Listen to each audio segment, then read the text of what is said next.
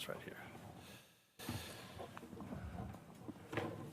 Well, good afternoon, and thank you all for joining us today. Today, I'm pleased to be joined by Police Chief David Nisleit, San Diego Police Department, Charmaine Mosley, who's the Executive Director of the Community Review Board on Police Practices, Doug Case, a member also of the Review Board, Gerald Brown, who's the Executive Director of the Citizens Advisory Board on Police and Community Relations. Samantha Jenkins joins us, a member of the Advisory Board and Executive Committee member of the NAACP San Diego branch.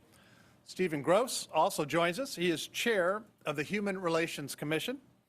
And Bishop Dr. William Benson joins us with Total Deliverance Worship and also President of the San Diego chapter of Pastors on Point.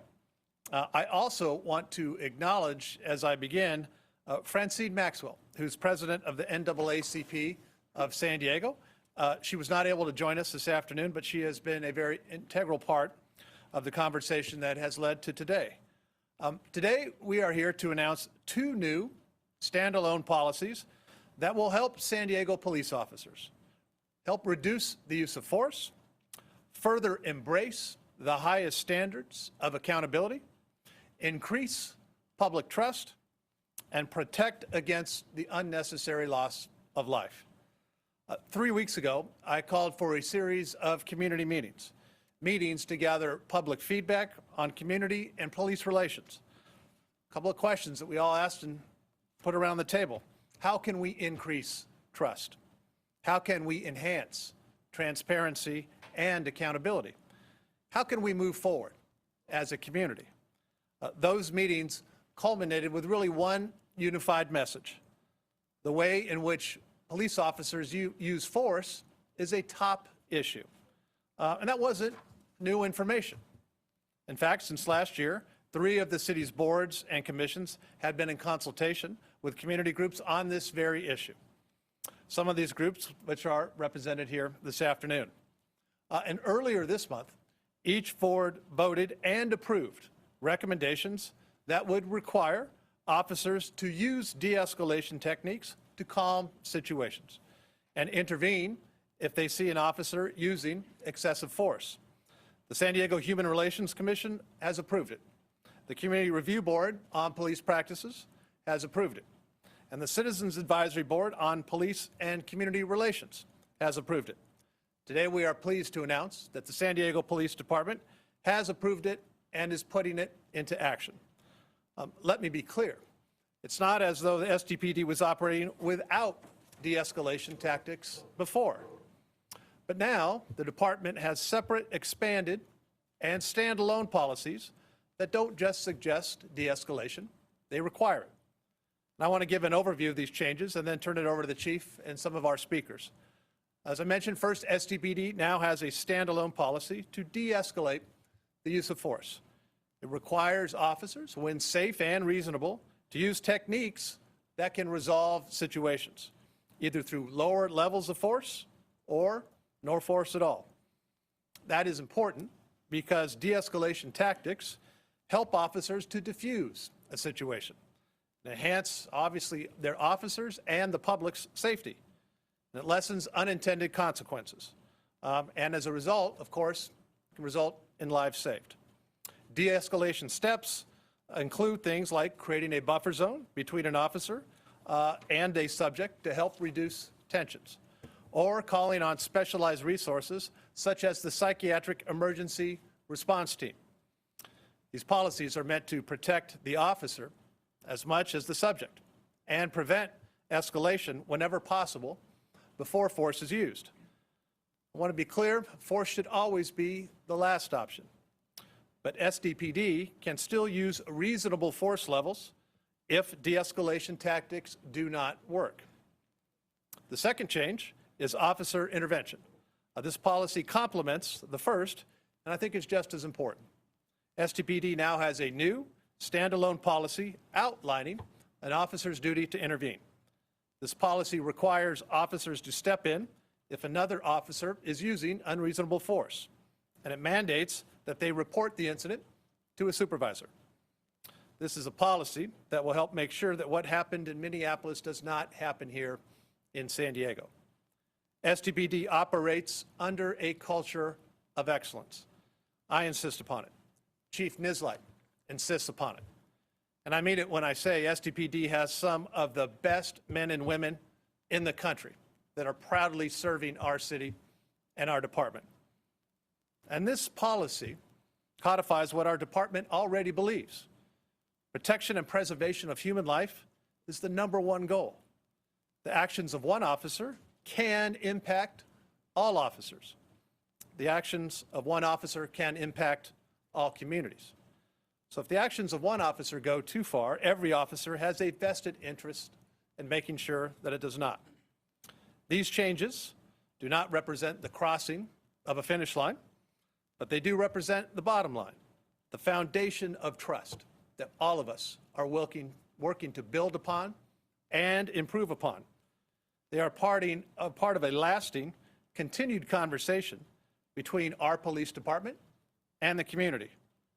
Just like SDPD did with the banning of the carotid restraint, we are setting a new standard. And just like with the banning of that restraint, these are reforms that California and the nation should follow. These practices join several others recently revised or already on the books at the San Diego Police Department. Policies like exhausting all alternatives before discharging a service weapon, requiring all use of force to be reported, establishment of the use of force continuum, restrictions upon shooting at moving vehicles, and require a warning before discharging a service weapon. They're all things that SDPD has already done. The best practices of today, as I think all of us know, will not be the best practices of tomorrow. We recognize that there will always be more work to do, constant work to do, which is why I'm continuing the conversations with the community and encouraging the public to stay involved through the Community Review Board on Police Practices, through the Citizens Advisory Board on Police and Community Relations, and the Human Relations Commission. It's been a coordinated, consistent effort, and I think that has led us to the results that we have seen, not only today, but over the last several months and years. I want to thank Chief Nisleit. He is plugged into the needs of this department and the needs of our community, and he does it 24/7. I don't think he rests at all and probably doesn't sleep very much. But that's the type of dedication that we are fortunate to have in the city from not only this department, but from the person who is leading it at the top. His actions, his commitment to today are helping San Diegans become leaders that we are in accountability and reform. And so with that, I'm happy to turn it over to Chief of Police Dave Nisleit. Chief? Thank you, sir. I want to start off by first telling the community we hear you, we're listening. I also want to thank Charmaine Mosley from CRB, members of the Citizens Advisory Board, Francine Maxwell, Samantha Jenkins from NAACP, Stephen Groach from the Human Relations Commission. This is something, when I talk about de-escalation policy, this is something that we've been working on for a while. And as I say, we've been listening a lot, and we hear what the community's concerns are. And so really when I look at this new de-escalation policy and when I look at this new the duty to intervene, it's really to give clarity and give clear direction not only to the officers but also to the community of what is the expectations of the officers and what the community can expect from us. With our goal of always being preservation of human life is always our first priority. This new de-escalation policy, I believe, is the most robust or one of the most robust policies in this nation. It really further explains and gives expectations to our officers that you must look at all de-escalation matters. At the end of the day, our goal is to solve all incidents without any use of force. I mean, obviously, that's our first goal, and I really, truly believe that this new de-escalation policy gives the officers the clarity, gives our supervisors the clarity on the expectations of what it is that we're asking them to do. And then when you look at this duty to intervene policy, same thing. You look at this, we really changed the de-escalation, our duty to intervene policy, where it used to say you may or should, to a shall. It's an absolute, it's a mandate.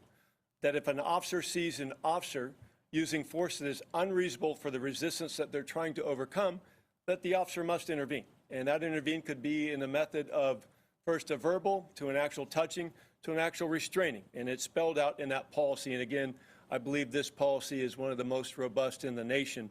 And so I'm very proud to be pushing this forward. As a police department, I'm very honored to work with chiefs that are in the back of the room that understand that we're always looking to get better, that improvement is just a day-to-day operation. And so when you look at best practices across this nation and look at what our goal is, preservation of human life, doing the very best that we can for our community, these two policies put us in better line to do that. But we're not done. We're not resting on our laurels. As we continue to move this department forward, as we continue to move law enforcement forward, we will continue to look at best practices across the nation, how best we can serve the communities that we are so honored to serve. And so again, I want to thank all those involved, CRB, CAB, NAACP, Bishop Benson, I'm sorry I forgot you in the first time, and Pastors on Point. I see Dr. Gerald Brown over there, and of course, Stephen Groats from the Human Relations Commission. We couldn't have done it without your input. I appreciate your input. I appreciate those conversations. And again, we look forward to continue to serve this community. Thank you.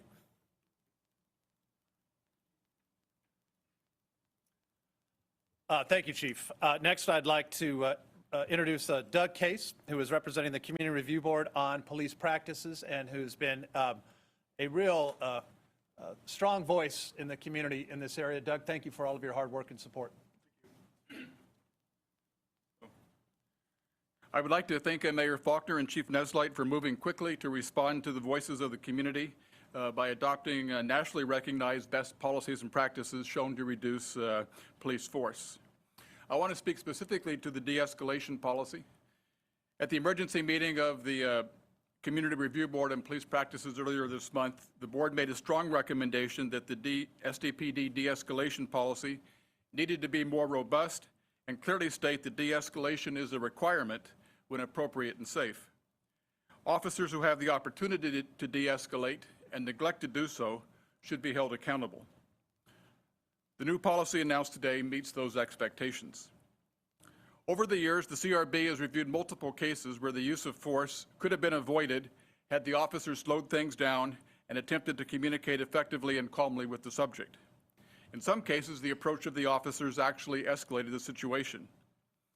The implementation of the new policy will allow more incidents to be resolved peacefully, which benefits both the officers as well as the public they serve. SDPD is ahead of the curve in terms of de-escalation training mandated by the state. The CRB has appreciated the opportunity to assist as role players in effective communications training for new officers, and we encourage further community collaboration. The new policies announced today reflect a significant step in the right direction, but there's still a long road ahead. The CRB looks forward to working with the community and the police department to make additional recommendations so that the San Diego Police Department can truly be America's finest. Thank you. Thank you, Doug.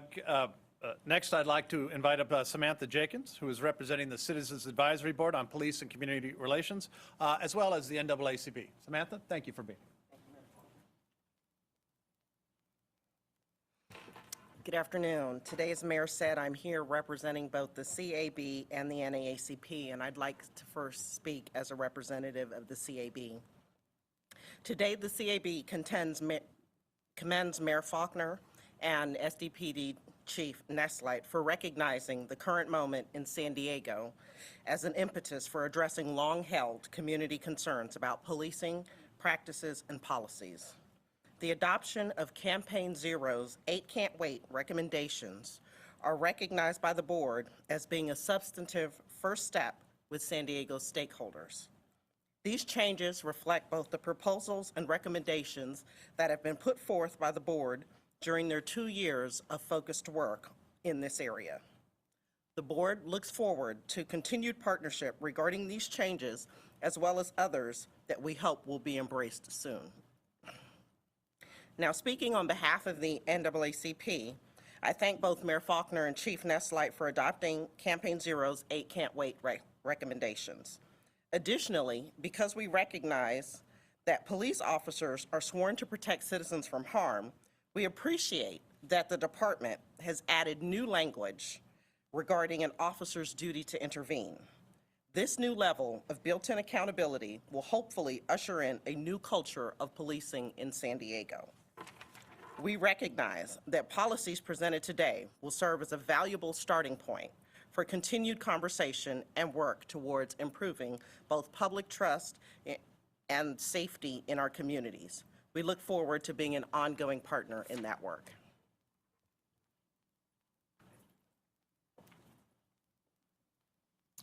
Thank you, Samantha. Now I'd like to invite up Stephen Gross, who's Chair of the Human Relations Commission. Stephen, thank you. Thank you, Mayor Faulconer, and good afternoon. The Human Relations Commission and commissioners and I would like to thank the mayor and his office for soliciting feedback from the community.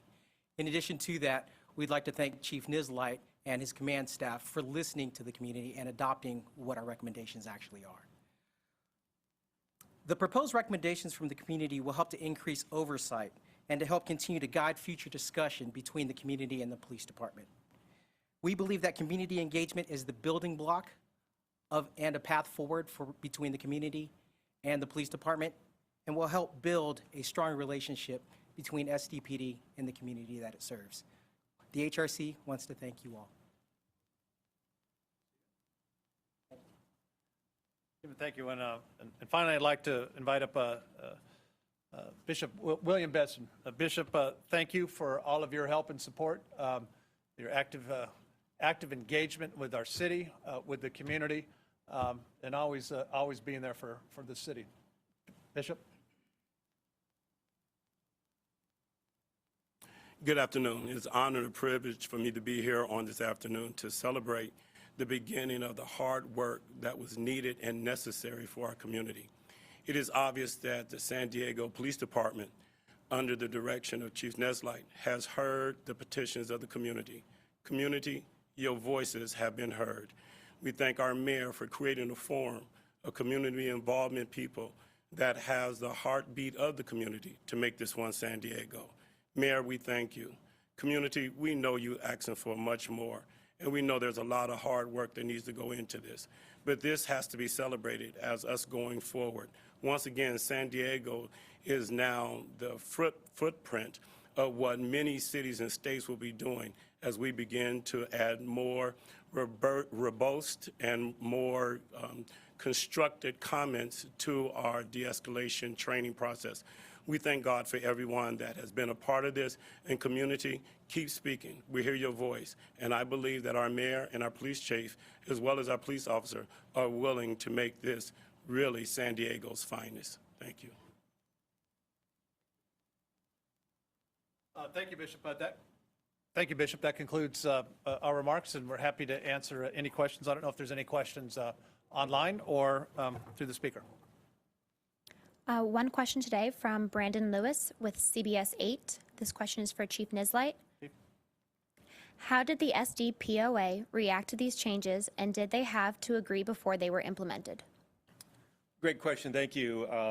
So myself, my staff has been in contact with the POA leadership under Jack Schaefer, and the POA leadership has been with us from the get-go on this as we were drafting these policies and moving it through. They've been very much in support of this, and so I appreciate their partnership. Any questions? Yeah. Go ahead. Okay, sorry.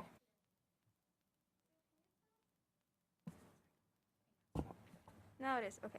Sorry. I'm Claudia with Univision San Diego. So can you tell us a little bit in practice, how is this going to look like? Will officers go through kind of like workshops, new training? Will this be, of course, implemented with new officers who join the police force? Just a little bit about logistics. Yeah, so yes to both questions. So as one of the committee members was speaking about, so there was a new law that comes into effect in July in this year. We're actually ahead of that curve, and that's in de-escalation training that is being taught to senior officers and the academy. What you will see here very quickly is we'll be rolling out additional training most likely through our success factors, and that's basically just an online platform that we use to push out training. So that will go to all rank and file. We'll also be meeting with all of our field training officers, and we'll also be sitting down with our command staff, so that would be captains, lieutenants, and sergeants, to really, as I did this morning about this policy with my commanding officers, is to really push out the expectations. Again, as has been mentioned, de-escalation has been part of our training. I've been here for 32 years. It's been part of our training. It's been part of our motto, but this is placing a greater emphasis on it with more robust verbiage. And so, as I said earlier, it really goes back to listening to the community, what the community wants to see out of us, what they expect from us, and then making certain that the expectations go to the officers so they understand the operative goals, but also to understand, so the community understands what it is that we're doing. What is our mission? What are our goals? Okay. For the officer accountability, what will happen if there is an officer that might be using excessive force? Will it be kind of like code red, we need to do this? Will there be like some sort of investigation afterwards? Like how will it play out? So anytime there's an excessive force complaint or something, a lot of times it's an investigator reviewing a case before it gets sent to prosecution, sees something that just doesn't look right, that will get forwarded to internal affairs, and an investigation will be launched. Now, if you have a failure to intervene and we see an officer that should have intervened, they would also be a subject officer in that complaint. Thank you, Chief. And the next question comes from David Gottfredson with Channel 8. And the question is, 8 can't wait policies are now required by SDPD. In other words, can officers be disciplined for not following any of those 8 policies? Absolutely. So officers can be disciplined for failing to follow any of our policies or procedures and different protocols that we have in place. So the 8 can't wait, those 8 things from Campaign Zero, clearly, if you violate those, and there's going to be an investigation launched, and if in fact the merits of the case and the truth comes out that you violated one of those policies or procedures, then accordingly discipline would be levied.